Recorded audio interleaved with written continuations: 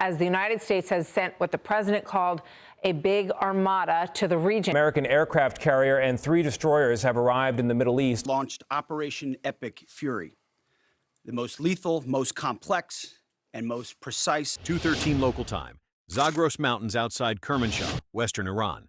Staff Sergeant Mason Cole is checking the green glow of his night vision display in the back of an MH-47G. In 12 minutes, everything he knows about a raid will be shattered. Deep inside the mountain ahead, armored blast doors are rolling open, transporter erector launchers are moving, and a hardened missile network is waking up. This is how a regional war begins. Below him, the mountains look dead. Black ridgelines, cold wind, villages asleep in the valleys. But inside those slopes, the Islamic Revolutionary Guard Corps Aerospace Force has spent years carving out launch chambers, fuel storage galleries, command tunnels, and hidden exits for mobile missiles. Not one cave, not one bunker. A network, multiple portals, buried access roads, decoy entrances, redundant power, fiber links, ventilation shafts, and enough concrete and rock overhead to mock conventional airstrikes. The complex sits in real terrain with real strategic value, near Iran's western approaches, close enough to threaten Iraq, the Gulf, and every major U.S. operating hub that matters. Imagine you're here. You can feel the vibration of the rotors through the floor plates. Your rifle is tight against your chest. Beside you are Rangers from the 75th Ranger Regiment, America's premier direct-action raid force, men trained to move further, faster, and hit harder than almost anyone on Earth. Around 130 of them are split across lift birds and escort packages, with combat medics, breachers, JTACs, and signal specialists attached. No speeches now, no dramatic music, just red lights, controlled breathing, and the hard truth that if this mountain launches on schedule, Udeid, Dhafra, and allied missile defense sites across the region will have minutes to survive. At Udeid Air Base in Qatar, around 10,000 troops live and work under that threat every day. It is not just another base, it is the forward headquarters of U.S. Central Command, and the Combined Air Operations Center there acts like the nerve center of an entire air war, planning, monitoring, and directing sorties across a region stretching from Northeast Africa to Central and South Asia. If you want to blind coordination, choke sortie generation, or flood the region with confusion, you go after the hubs. Iran's planners know that. They also know Dhafra in the UAE supports critical U.S. air operations, reconnaissance, and regional strike missions. I hit both inside the same window, and suddenly every commander in the Gulf is making decisions through smoke. That is the idea tonight. Inside an underground command gallery beneath Kermanshah, Iranian officers believe they have found the opening. Political pressure has been building for days. A cycle of threats, proxy attacks, maritime harassment, and mobilization has pushed both sides to the brink. Tehran's calculation is simple. Launch first from hardened terrain, saturate regional defenses, force a pause, then survive inside the mountain long enough to claim deterrence. Not a full-scale victory, just shock, just enough damage to prove the network cannot be touched. Their strike package reflects that thinking.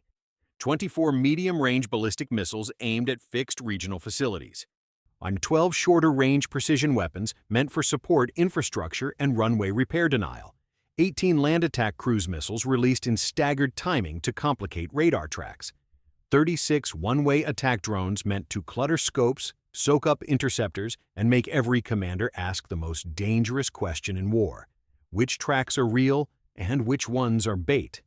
From their perspective, it's clever. Launch from tunnels, mix speeds, altitudes, and profiles, fire through multiple portals, use the drones as moving camouflage, force Patriot crews to split attention, force THAAD batteries to make hard choices, force Aegis ships to sort ballistic threats from decoys in a shrinking timeline. While Washington debates escalation, the mountain survives, and the message is sent. They think the Americans will react. What they don't realize is that the reaction started hours ago. That is the flaw in their thinking. They believed hardness was protection. They believed rock was invisibility. They believed redundancy meant immunity. But hardened tunnels only matter if the launch network stays connected, if the blast doors open on time, if the fiber links hold, if the mobile launchers reach the mouths, if the air defenses above the mountain can keep standoff aircraft away, and if nobody puts boots exactly where the system is most fragile. There's the problem with their plan. They prepared for bombardment. they did not prepare for synchronized erasure, because while the tunnel crews were fueling and rolling, U.S. space-based infrared warning satellites were already watching for heat blooms, and signals intelligence had been scraping the spectrum for abnormal traffic. Persistent ISR had been mapping portal activity, logistics flow, and power signatures. F-35, as orbiting outside contested airspace, were fusing passive sensor data into a cleaner picture than the defenders imagined possible. At Al Udeid, the CAOC wasn't guessing anymore. It was building a clock, 207. First abnormal thermal signature at Portal 3, 209. Encrypted burst traffic spikes between the mountain complex and dispersed launch units, 210. Decoy emitters activate along 2 ridgelines north of the main site, 211. A convoy exits a concealed cut in the rock, then splits toward 3 firing points, 212.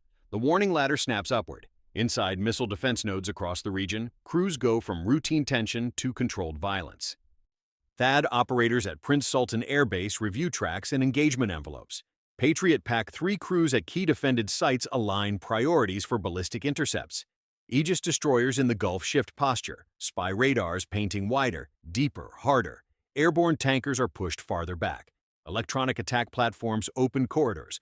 Pilots already strapped into cockpits stop listening and start executing. You're there now. You're in that operations center under the hard white lights, screens glowing, coffee going cold, hearing one phrase repeated across headsets. Confirm launch, confirm launch, confirm launch. Then the mountain flashes. It starts small. 1 plume from a tunnel mouth, then 3, then 7. Then the entire slope seems to cough fire. Ballistic missiles punch out of the dark like spears of orange metal, body climbing fast, arcing west and south. Cruise missiles skim lower, angling out through valleys. Drones spill from camouflaged positions like insects from a split nest. In under 90 seconds, the air picture goes from concern to saturation attempt. This is the moment Iran wanted. The showcase, the demonstration, the proof that hardened launch networks can still dictate tempo. But the defense is already in motion. High above the atmosphere, the first layer reaches out. Aegis ships commit SM-3 and SM-6 interceptors against ballistic tracks assessed for regional facilities. On land, THAAD batteries take the higher, longer shots, designed for exactly this kind of theater ballistic threat. Far below, Patriot PAC-3 and PAC-3 crews prepare for the leakers, the missiles that survive the outer ring and drop into terminal geometry. This is not one shield. It is layers talking to each other at machine speed, people inside the loop, data fused across domains. The first intercept happens so high most people on the ground never see the projectile itself. They see a sudden white wound in the night sky, then fragments burning out. One down, then another, then 3 almost together. Aegis catches 4. THAAD takes 6 more. Patriot crews track the next wave as ballistic bodies separate and descend, their speed climbing, their signatures sharpening. Somewhere on a Gulf base, a young lieutenant calls an engagement with a voice that sounds calm only because training has sanded the fear off the edges. Could you make that call with 40 seconds left? Could you trust your system, your crew, your numbers, your own pulse? The answer tonight is yes. A Patriot battery launches. Then another. PAC-3 interceptors leap off the rails in tight, violent streaks, hit to kill weapons designed not to warn, not to intimidate, but to end the argument. The terminal phase becomes a chain of blunt flashes. Radar symbols blink, merge, vanish. Ballistic threats that took years to build are reduced to incandescent scrap in seconds. But that is only half the fight. The cruise missiles are worse to watch, lower, trickier, using terrain. They come through gaps and valleys, trying to hide and clutter, trying to force short decision kills. This is where fighters matter.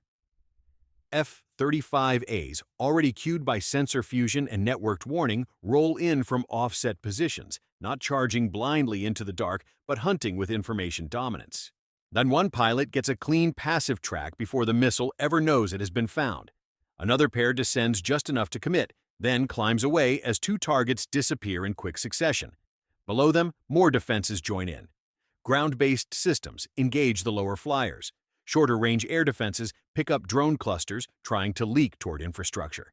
The sky over the Gulf becomes a layered geometry of search beams, contrails, bursts, and falling fire. 1 missile, then 5, then 20. Then the whole attack begins to come apart. Minute 4, 11 ballistic missiles destroyed. Minute 6, another 8 gone. Minute 8, the first drone wave shredded before reaching defended airspace. Minute 10, cruise missile tracks drop from 18 to 7. Minute 12, terminal defenses finish what the upper layer handed them. This is not a massacre, not a meat grinder. It is something colder. A calculated demonstration of what integrated defense looks like when the network holds and the crews do not break. Final tally on the opening defensive phase: 90 threats launched across all classes, 76 destroyed before terminal approach, 9 more killed inside the inner defensive belt, 5 penetrate far enough to cause localized damage, but none achieve strategic effect. No command hub blinded, no runway rendered permanently unusable, no carrier sunk, no regional collapse. That ratio tells its own story. And now the Americans stop defending, because the raid package is crossing the border. From the Iraqi side, under blackout conditions and electronic cover, MH-47Gs from the 161st Special Operations Aviation Regiment drive low through terrain. I'm escorted at standoff by fighters and watched over by ISR. Behind them, the broader counterstrike unfolds in layers of its own. Submarines and surface combatants launch cruise missiles against air defense nodes, communications relays, and power distribution sites tied to the launch network. F-35As and supporting strike aircraft suppress surviving radar and surface-to-air systems. Cyber effects hit military communications. Data links flicker. Backup systems kick in. Then they fail too. And deeper in the stack, the heavy hammer moves. A B-2 Spirit, flying a route planned long before anyone in the mountain knew tonight was different, approaches the target set with weapons built for one mission: hard and deeply buried targets. Massive ordnance penetrators are not magic. No weapon is, but against known structural nodes, choke intersections, portal junctions, and critical underground geometry, they can turn engineering confidence into a cave-in. Not everywhere, not all at once, but in the right places, enough. The first impact doesn't look spectacular from far away. A muted shock, a pulse through the ridgeline, then a delayed belch of dust from a secondary vent 100 meters away. That is how you know the mountain was connected. Inside the tunnel network, the effects are immediate and savage. Lights fail in one gallery. Blast doors jam in another. A missile transporter halfway to a firing chamber loses power and blocks the lane behind it. Fuel crews scramble in darkness. Smoke starts moving through ventilation trunks. A command post shifts from confident orders to overlapping panic. That is when the Rangers arrive. Green lights turn red, ramps open. White cold air slams into the cabin. Fast ropes drop into blackness near 2 ridgeline objectives, while another assault element lands hard on a service shelf above a disguised maintenance portal. The Rangers are not here to clear every tunnel by hand. That would be fantasy. They are here for the nervous system, surface access points, power nodes, air intake control stations, communications bunkers, portal control houses, external security positions, junctions that let the entire network function as a network. First contact is violent and short. Iranian guards on the outer ring open up from sangars and bermed positions, tracers slicing through the dark. The Rangers answer with disciplined bursts and grenades, moving fast, bounding between rock cuts and concrete revetments. An attached sniper team pins a machine gun position on the north spur. Breachers blow a steel access hatch. A JTAC calls danger close fire from an AC-130J Ghost Rider orbiting beyond the immediate ridgeline. The gunship's sensors staring through darkness, its 30mm and 105mm options ready for exactly this kind of battlefield. You can hear the difference in fires now. Not random noise, not chaos. Precision, short, brutal, deliberate. The Ghost Rider walks fire across a truck park beside Portal 2, destroying reload vehicles and a mobile command van trying to escape downslope. Hellfires from Overwatch platforms hit 2 radar vehicles repositioning near a false entrance. On the eastern shoulder, another Ranger element reaches a surface communications bunker and finds what they came for: switching hardware, relay racks, and operators trying to restore launch authority.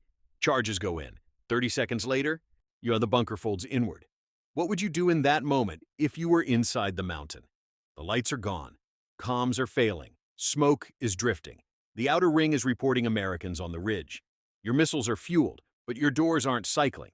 Your launch order is valid, but the line that carries it has just disappeared. That is modern warfare. Not merely destroying weapons, disconnecting the enemy from their own weapons. At Portal 3, the hardest fighting of the raid erupts around a recessed blast door designed to let transporter erector launchers roll from underground concealment to surface firing positions. Iranian defenders know if they hold that gate, some part of the network may still launch again. Rangers know the same thing. The breach team moves under fire, one man hit in the plate. Now another dragged into cover and patched by a medic while suppressive fire hammers the parapet above. Heart pounding, dust in the teeth. Radio traffic clipped down to essentials. Then the door charge hits. The blast does not blow the door theatrically into the night. It shears mechanisms, jams the track, and warps the seal. That is enough. A second set of charges goes on the access controls and hydraulic assembly. The portal is dead. Behind it, at least 3 launch vehicles are trapped where they sit. Across the complex, similar damage multiplies. One element seizes a generator yard and destroys it. Another cuts a fiber relay junction feeding alternate control lines. Another marks a ventilation complex for follow-on strike, and a guided bomb turns the shaft into a chimney of flame and concrete. Above-ground fuel bladders ignite. Secondary explosions ripple. A truck loaded with drone canisters cooks off, scattering burning debris over a service road. Meanwhile, the American counterattack keeps expanding. Additional strikes hammer production and support targets beyond the immediate tunnel complex, storage depots, maintenance workshops, transload points, and command facilities linked to the launch network. This is systematic target destruction, not symbolic retaliation. Bases, production, command chain, future capability denial. The message is unmistakable. If you try to turn a hardened missile city into strategic leverage, the response will not stop at the front door. Minute 22. Portal 1 collapsed. Minute 26. Primary command relay destroyed. Minute 31. External air defense battery silenced. Minute 34. Secondary tunnel vent and backup power yard hit. Minute 38. Remaining launch traffic inside the mountain drops to near zero. By now, the battle has shifted from raid to extraction. Rangers aren't paid to stay and admire damage. They collect sensitive material, verify destruction, transmit battle damage assessment, and move. Casualties are loaded. Demolition timers tick. Covering fires intensify just long enough to break contact. The MH-47Gs come back in low and fast, riding turbulence through smoke and dust, while gunships and fighters keep the surviving defenders pinned. And the mountain, for the first time in its operational life, starts suffocating on itself. Final tally, 90 inbound threats launched in Iran's opening strike package. 85 destroyed before achieving strategic effect. Another 5 caused limited local damage. U.S. and Allied command continuity held.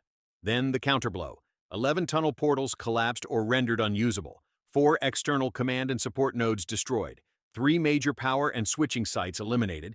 Dozens of launch vehicles trapped, damaged, or destroyed, and the entire Western launch network cut from coordinated employment. Operation duration from first launch to final Ranger extraction, 42 minutes. 42 minutes.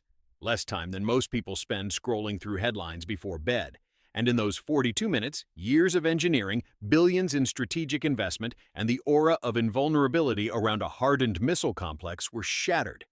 The casualty balance tells its own harsh story. Iranian forces at the complex suffer heavy losses among security, technical and command personnel, plus irreplaceable damage to specialized infrastructure. U.S. losses, while real and painful, remain limited relative to the scale of the objective. That matters. Not because war is a scoreboard, but because numbers reveal capability. They reveal preparation. They reveal whose system stayed coherent under pressure. So what is the lesson here? It is not that tunnels are useless. They are not. Hardened facilities still complicate targeting, preserve forces, and impose cost. The lesson is that hardness without information superiority is brittle. A missile city that can be mapped, tracked, isolated, blinded, and mechanically choked is not a sanctuary. It is a trap with expensive walls. Modern warfare punishes systems, not just units. It punishes anything that depends on timing, coordination, and hidden assumptions. Iran's leaders in this scenario made a fatal strategic miscalculation. They saw rock, steel, and missile count. They did not fully weigh integrated surveillance, layered air and missile defense, cross-domain command and control, stealth strike, cyber disruption, and a direct action force built specifically to break strategic facilities at the point of greatest vulnerability. They thought they were starting a showcase. Instead, they triggered an execution of their own launch architecture. And that should make everyone think, because future conflicts may not be decided by who has the biggest missile inventory on paper. They may be decided by who can find, fuse, decide, and strike fastest, by who can keep human judgment alive inside a machine-speed battle, by who can turn defense into offense before the second wave ever leaves the rail. So ask yourself, what does this reveal about future conflicts? Let's discuss. Subscribe for more strategic analysis.